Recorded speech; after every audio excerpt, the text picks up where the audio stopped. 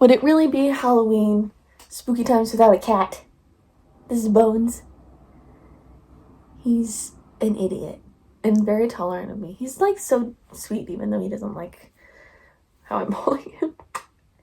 Can you stop yelling? Hello, welcome back to my channel. My name is Melanie Tana, and I have been talking so much lately of all the stories that I love about, in particular, The Wheel of Time. I've been reading that series and reviewing the TV show, and I love it. I really do. I'm so glad I started that journey.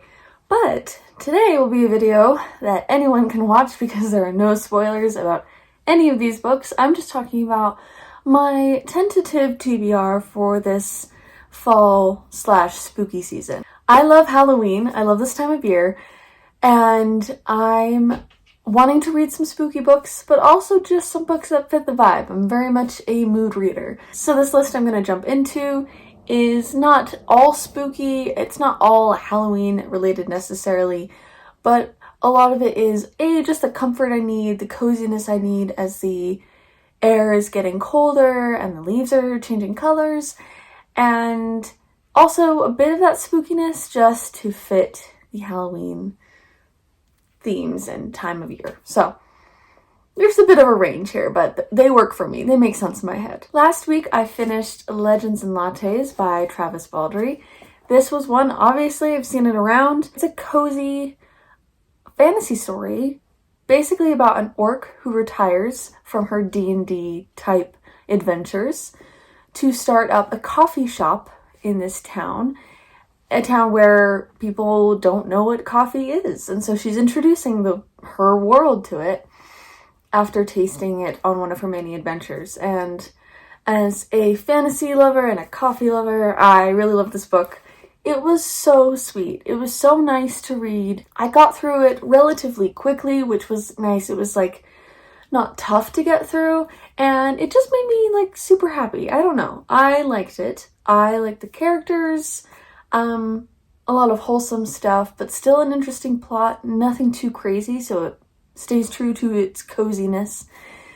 And very well written. I thought his writing was fun and very like tender toward the characters, and at times very just well written, just soft and gentle and a little snarky, which I liked with some of the characters. And it just made me want to eat a cinnamon roll and drink a cup of coffee. So, yeah, it's a good book. Currently, I am reading Good Omens by Neil Gaiman and Terry Pratchett. After finishing season 2 of the Amazon Prime show for Good Omens, I really felt like I had to pick up that book.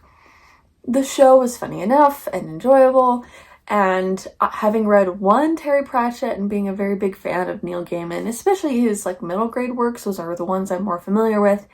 I like the writing style. I knew I'd appreciate the humor and the characters and the fun little adventure, and I'm almost done with this one. I'll probably finish it today, and I've just enjoyed it. It has its own coziness to it where like the pacing is fun and quick, and it's always making me laugh. It's not hard to get through. I almost want Neil Gaiman to write a book for season 2, you know, but I'm really enjoying it. Would recommend the show Good Omens as well as the book, and then the rest of the books I'm going to talk about, for the most part, I haven't read anything of. Something I have read a little bit of is Bloodchild by Octavia Butler. This is a collection of short stories. The title is actually the title of the opening story, and that's the one I've read. I love Octavia Butler. I haven't read, honestly, a ton of her stuff, but the two I read all the way through I was obsessed with, Parable of the Sower and Kindred. I'm so sad that she couldn't finish the Parable of the Sower series, but Bloodchild was very interesting. She was never really big on writing short stories that had always turned on into a bigger idea, but she explored something really interesting in the first story and very in her vein of sci-fi speculative fiction. And I'm interested to see where the others go, but yeah, Bloodchild, the story itself, is a little bit spooky. If you're looking for something kind of in that vein, then definitely check it out. The next book I plan on reading will be Juniper and Thorn by Ava Reid. I've seen this book floating around, mixed opinions about it, but I like the sort of dark fantasy witchiness that seems to be described in the blurb. It says on the back of the book that Ava Reid has a degree in political science, which kind of makes sense. It seems there's a bit of that in the story. I don't know, just look at that cover. So cool and spooky and fun. But there seems to be a bit of family drama, witch-like powers and abilities, and a darker, I guess, thorny fantasy that I want to read after reading so much high fantasy in the last little while, and even progressive fantasy like the Wax and Wayne Mistborn Era 2 series. I'm excited to try this one. And it's a little less light than the first two ones I talked about today. So yeah, Juniper and Thorn. I've seen this book floating around from all types of readers, and I'm sure you guys have heard of it, and that is The Secret History by Donna Tartt. As far as I understand it, it is cult-esque dark academia. I don't know exactly. I don't super care because I feel like I'm going to enjoy it. I feel like it'll fit this time of year. I'm not sure at what point I'll read it, but it smells dang good. I just love book smell. I don't read a lot of dark academia type books. I think I like the vibe, but I don't always like how it's done. This next book will probably be the most scary, horror-esque of all my selections, and I've seen a few things about it. A few bookstagrammers I follow have mentioned this book in their reels, and I feel like it will kind of balance out the like fun fantasy side a little bit more and lean more into just horror. And that book is The Only Good Indians by Stephen Graham Jones. It is described sort of as a horror drama. Having read very little about it, I know that it follows 4 Native American young men. They kind of, it seems, trauma bonded from a early experience in their youth, and then later in life are sort of bothered by some sort of spooky entity who wants revenge. The back of the book describes this author as being the Jordan Peele of horror literature. I think that's really great. I'm excited to learn some things and to get some perspectives and to be a little bit scared by whatever entity it talks about. So we'll see. I'm really excited. I will definitely be prioritizing this one more into October for the pure Halloween horror entertainment. And it seems with these last 2 selections for this fall time of year, I cannot escape these 2 authors. After reading Good Omens and watching the show, I realized I need to read a little bit more Terry Pratchett, so I picked up Guards for my birthday. Thanks, Mom. I'm very excited to read this one. My first Discworld book, The World Created by Terry Pratchett, was Mort. It's my only Discworld book that I've read.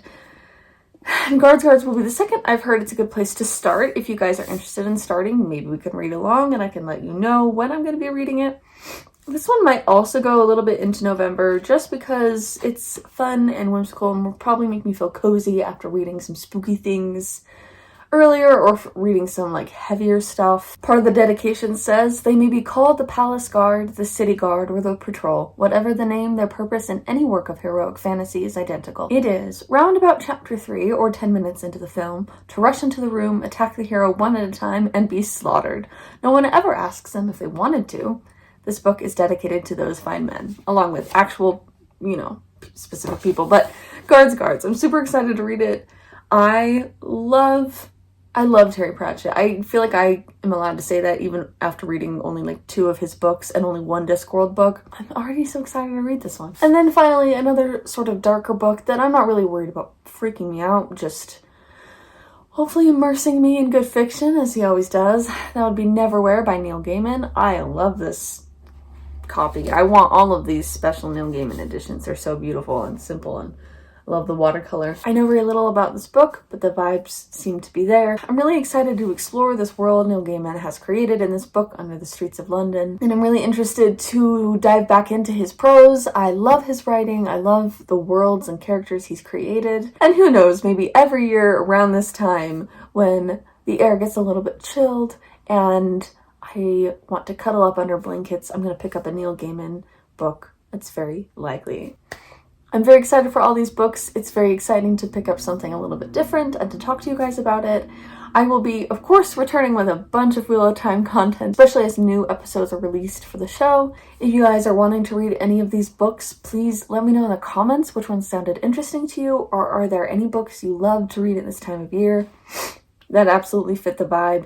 I might also do a video on the movies or TV shows I'm going to revisit with this time of year, and we can talk about it. Thank you for being patient with me, for supporting me, and I will see you next time with another video.